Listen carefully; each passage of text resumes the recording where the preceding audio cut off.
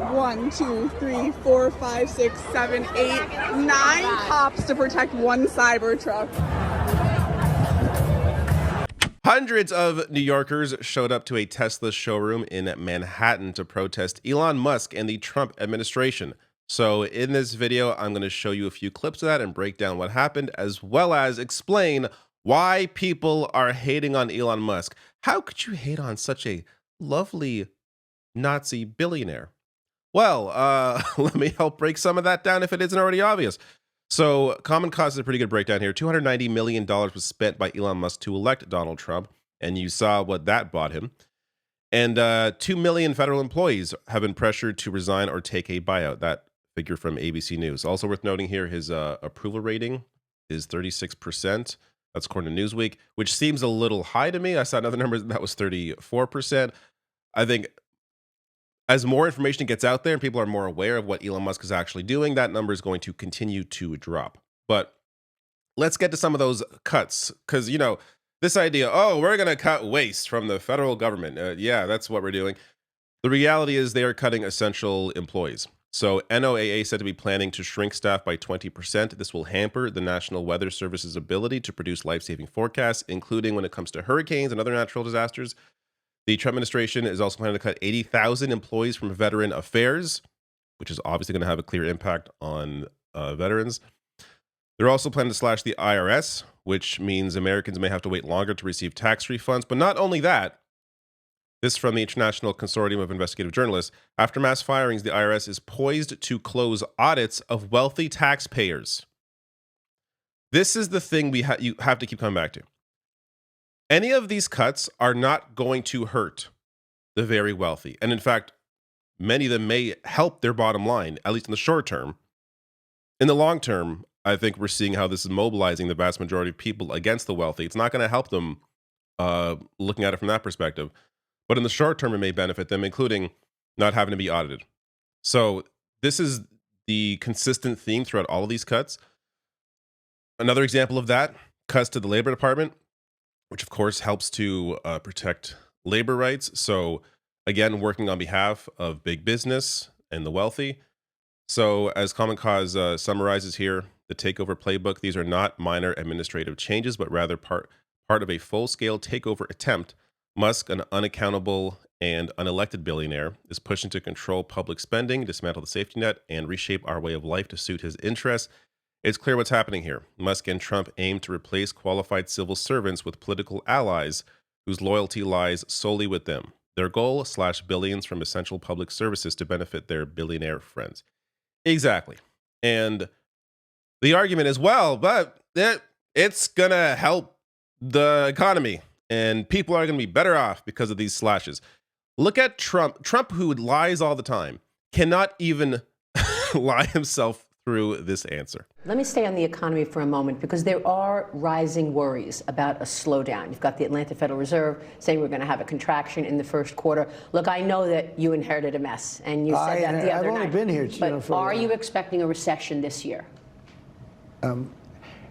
I hate to predict things like that.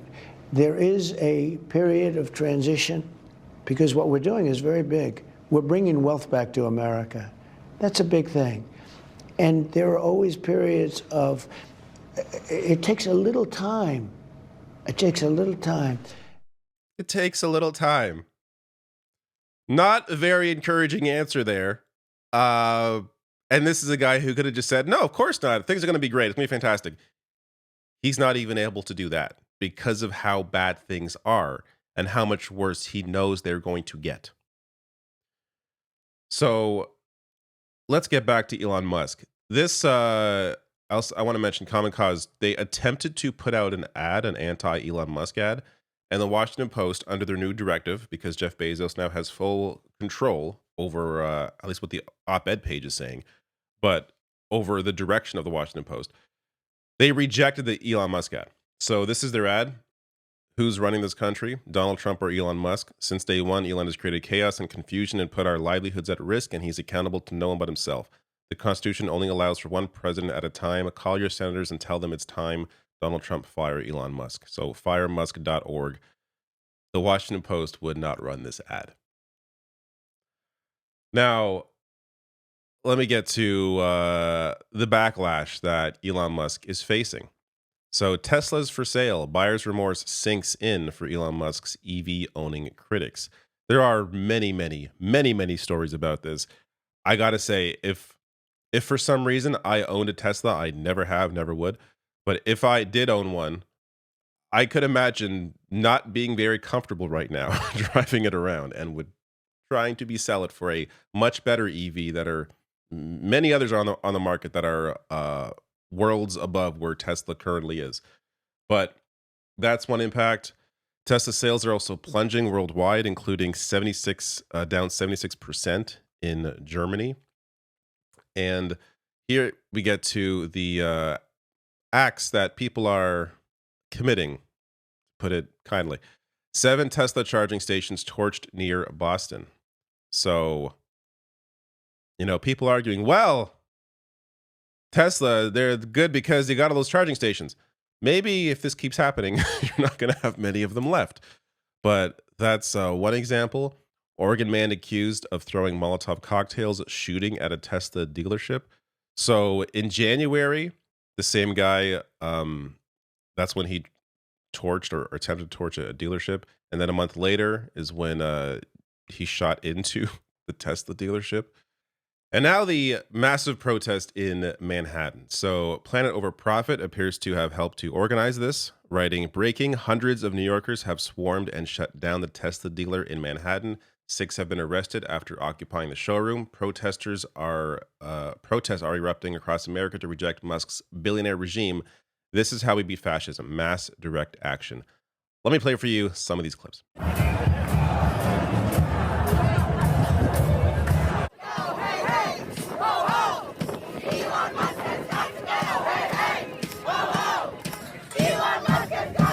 My name's Frankie, and I'm getting arrested today protesting Elon Musk. He bought his way into office. He bought his way into heading a government agency. He bought his power at the expense of the American people, at the expense of our environment, at the expense of our world and all of the people in it. Now compare this sort of energy, this kind of organizing, what people are doing out in the streets. Compare this to what the Democratic Party, which is supposed to be the opposition party, what they are doing, or lack thereof.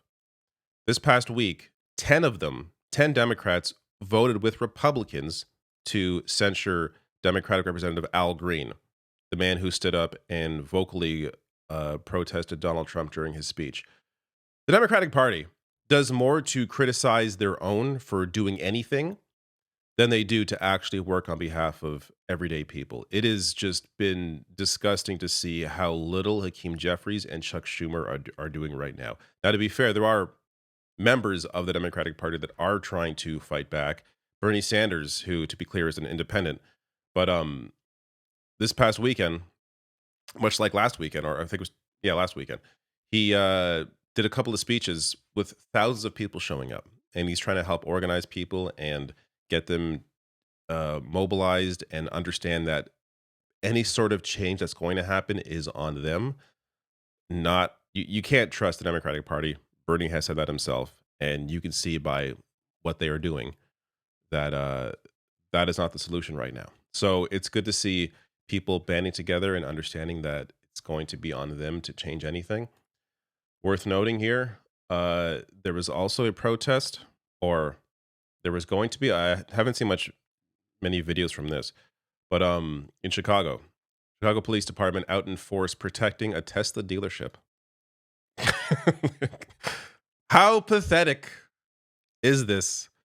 So this was in response to, there was supposed to be, and I guess there may have been, but again, I haven't seen much on this, an Indivisible Chicago protest of Tesla. Indivisible is very peaceful in any sort of action they take. So to have this kind of response to an indivisible protest, I don't know, a little ridiculous, but this is a situation that things are in right now. I expect people to continue organizing and doing this. This is, as long as you have an unelected billionaire like Elon Musk just openly cutting the government in ways that are directly negatively impacting the average person, you can understand why people are angry and why they are organizing.